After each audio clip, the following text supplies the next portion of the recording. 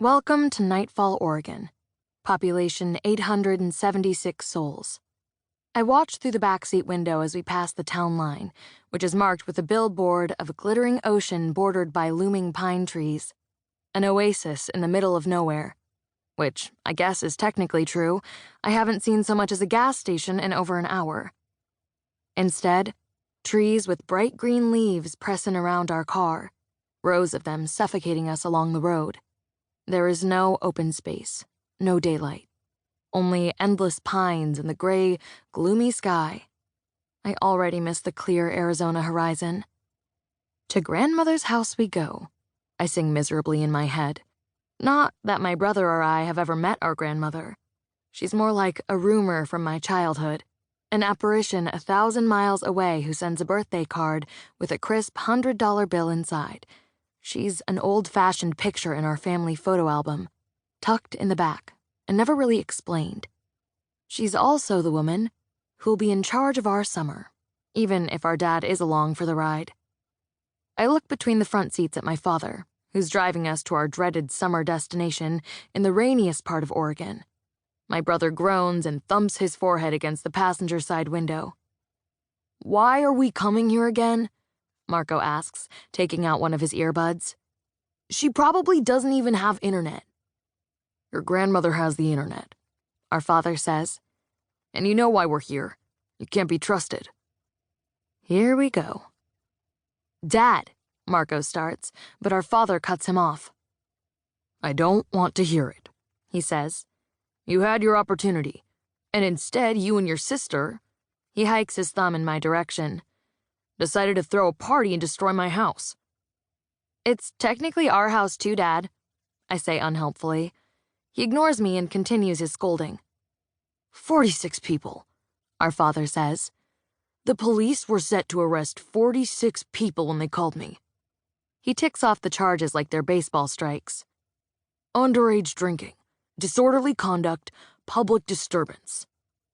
Marco turns back to covertly hold up 5 fingers as he makes a 0 with his other hand, mouthing, "It was 50 people," to me. I bite back my laugh. "While Theodora was doing God knows what in her room," my father adds. "Ew," I say, looking around. "I was watching Netflix with my friends.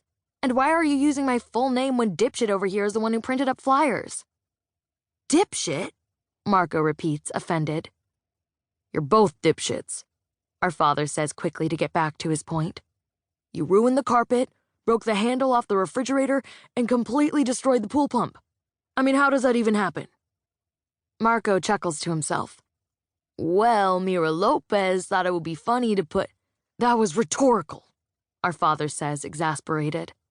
"Point is, if it weren't for your Uncle Gabriel and his law office, you all would have spent the night in jail."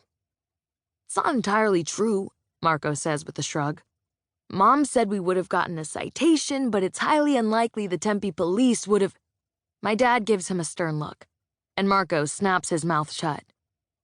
Considering our father has been yelling at us for the past 2 weeks and 936 miles, I can practically recite my brother's half of this conversation by heart. Not to mention that I've already apologized to my father at least 10 times. If I had a time machine, I would go back and talk my brother out of throwing an absolute rager of an end-of-the-year party, but it's a little too late now. "We get it, Dad," Marco says, sounding resigned. "And we get that we had nowhere else to go this summer. Sorry I brought it up." He slips his earbud back in and turns to look out the passenger window again. His words sting, and I glance in the rearview mirror and see a flash of guilt cross my father's face. It wasn't Marco's intention to hurt his feelings, but, well, we're all hurting. Divorce is like that, I guess. Although my parents have only been officially divorced for a month, they separated 2 years ago, in an attempt to normalize the dissolution of our family. My parents conducted the entire process as if it were a corporate takeover, devoid of tears or blame. They spoke in legal terms, timetables, asset division, custody. But in reality, it was more emotional than they admitted. My mother fell out of love, and no amount of marriage counseling would change that fact. Ultimately, She found some renewed passion with a guy named Dale, who sells car insurance and owns polo shirts in about 15 different shades of blue.